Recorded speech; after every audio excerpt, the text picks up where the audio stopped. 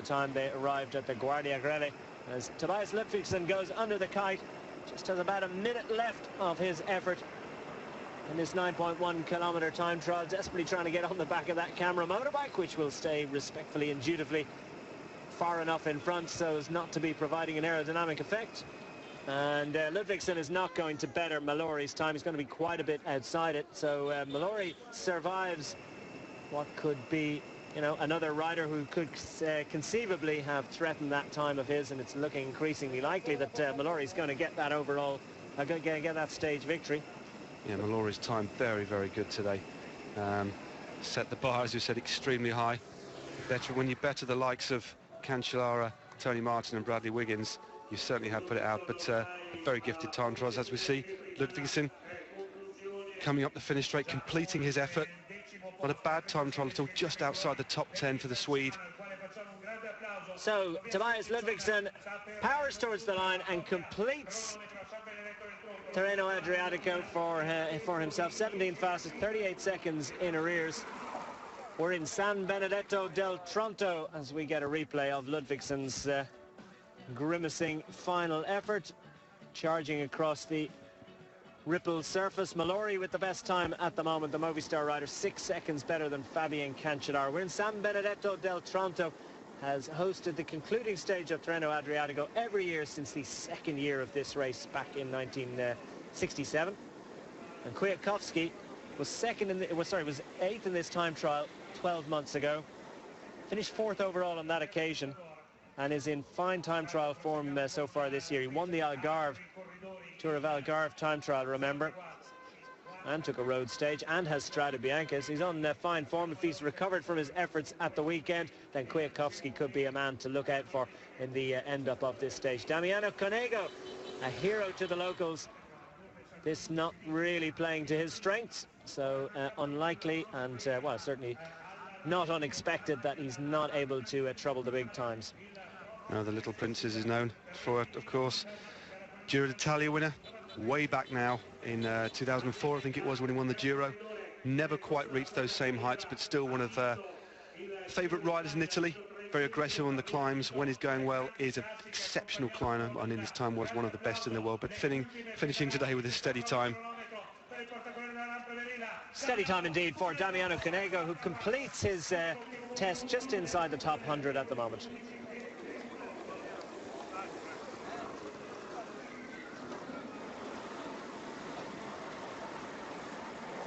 We're looking at Michał Kwiatkowski out on course in the early stages of this final stage of Tirreno Adriatico. The young Polish rider, just 23 years of age, already with victory in the Tour of Algarve and a stage success, and of course that wonderful victory in Strade Bianche. Great style there. Very low at the front, but also very narrow. Riders now aren't looking at just getting low and getting the back straight. It's about getting those arms in as close as possible, just to narrow that frontal area. Kwiatkowski doing it to very, very good effect. Looks very smooth on the bike, and is certainly giving it his all as well. As we see Santa Romita out on the road for Enrico Greenedge, the Italian. But Kwiatkowski could pull out a good time. I mean, despite his bad day, Declan, I mean, he rode, you know, he rode so strong yesterday to help the lead-out train of Mark Cavendish, and was instrumental in splitting it in the finale due to that exceptionally high pace. But totally committed now. He knows he's on good form. He had a bad day, a blip in the mountains, but it looks like he's pouring everything into this effort in this time trial, and I think we could see him pull out a very good ride. Down to the final 20 riders in this year's Tirreno out on course. Michał Kwiatkowski sitting 19th overall, 5 minutes and 57 seconds down after that nightmare conclusion to Sunday's stage. What was really impressive, I think, about Kwiatkowski was that he didn't sulk by any means, and he gave a massive turn in the concluding stages of yesterday's final road stage for Mark Cavendish that really contributed to, well, Omega Pharma Quick-Step absolutely blitzing it in the last couple of kilometres. It happens sometimes. He's a very young man. His head didn't drop. He was very gentlemanly, and his congratulations as well on the day to Contour actually tweeted him congratulations. So extremely mature. Extremely mature for a man of his age, and obviously he's taken the defeat on the chin in relation to the overall classification. Really had a bad day in the mountains. He described nearly coming to a halt on that penultimate climb, but obviously he slept on it, pulled himself round, and now he's looking after his teammates and has the opportunity now to try and pull something out in this final time trial. As we flick back to earlier on, Malari there, the huge figure of Malari. It was a good time coming in here from Kwiatkowski, because in actual fact to be 14 seconds down on Adriano Malori at the halfway point is not a bad effort indeed, and could well nudge him into the top 10. So Kwiatkowski's coming up with a good time. As I said, 8th fastest in last year's time trial. Adriano Malori was 6 seconds slower than Tony Martin on that occasion in finishing second in that time trial. 9 of the top 10 riders from last year's time trial are back again this year. It was Tony Martin that won on that occasion, 6 seconds better than Mallory.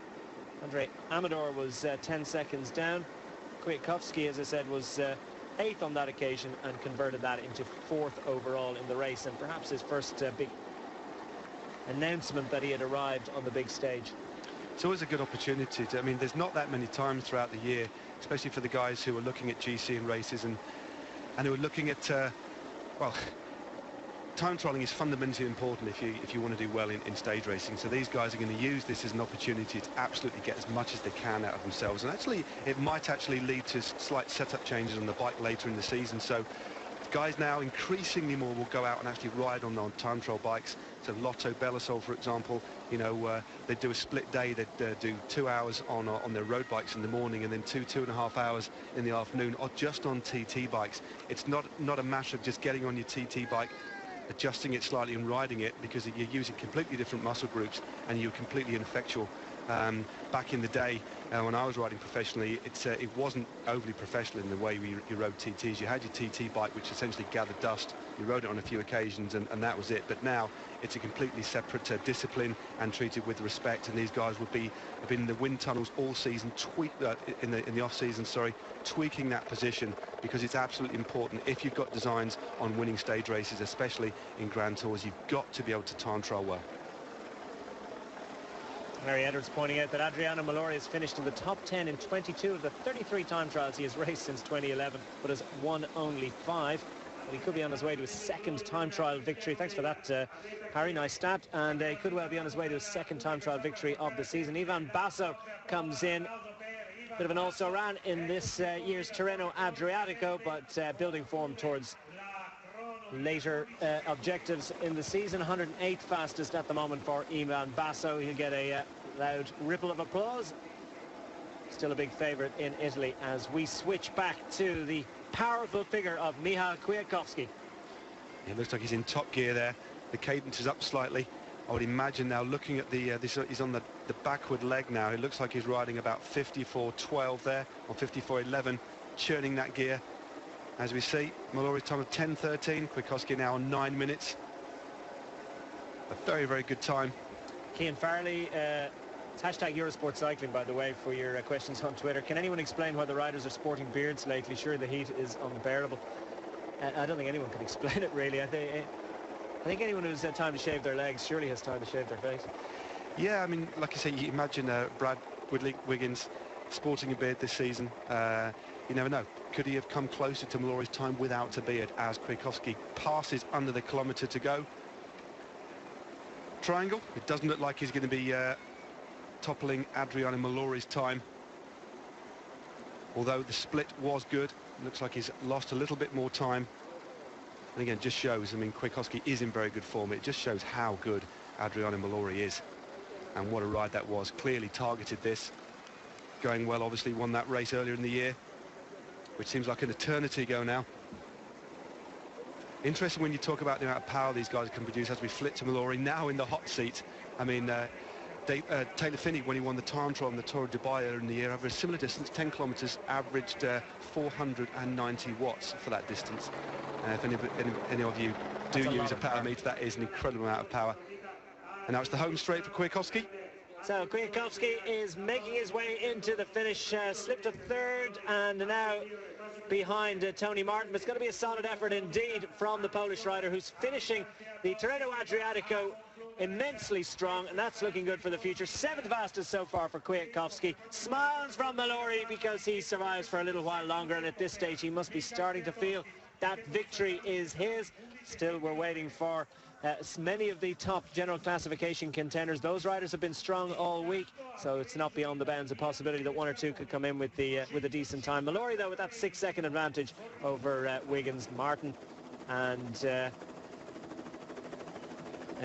Cancellara, Wiggins and Martin. I think Mallory, as we see Scarponi on the start ramp, he was a danger man, and he's going to be glad that he's got that out of the way and he's still in hot seat. So Scarponi about to take the start. 11th overall in Tirreno Adriatico. Michele Scarponi, a former winner of Tirreno Adriatico and indeed of Giro d'Italia. Colourful figure over the years. Now has made his way to the Astana team. And a popular figure in Italy for all that his career has been a checkered one.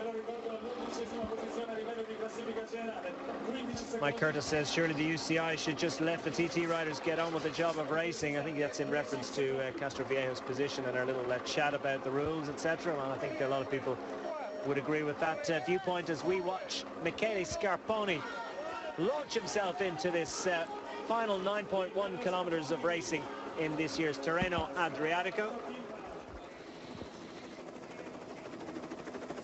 And Scarponi, as I say, currently sitting in 11th position overall, 3 minutes and 7 seconds in arrear. Still a force to be reckoned with in general classification terms. If he comes up with a good time trial today, he could move up into the top 10. That's of value to him. Some good World Tour points on offer there. We're going to take another break. We'll get this one out of the way and we'll get back to you straight after these. Cycling is off to northeast Spain, where Ireland's Dan Martin defends his title. But Britain's informed Chris Froome is aiming to take the honours this year. The Tour of Catalonia starts Monday 2:30 p.m. live on British Eurosport HD.